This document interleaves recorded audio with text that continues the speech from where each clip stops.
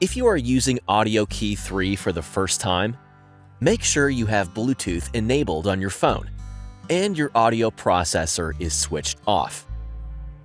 Switch your audio processor back on. Tap Add Audio Processor, and the pairing screen will appear. Select the connection type for your audio processor. Then tap Next. AUDIOKEY 3 will automatically pair with your device. Once your audio processor is paired, tap Next.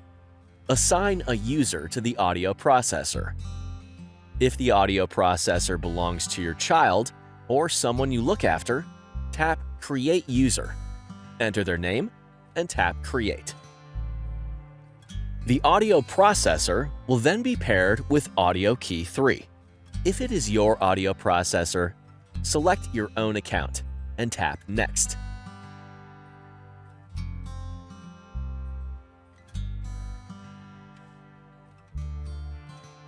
If you have a second audio processor, go to your profile, tap the menu in the upper right-hand corner, and tap Pair Audio Processor. Repeat the steps with your second audio processor.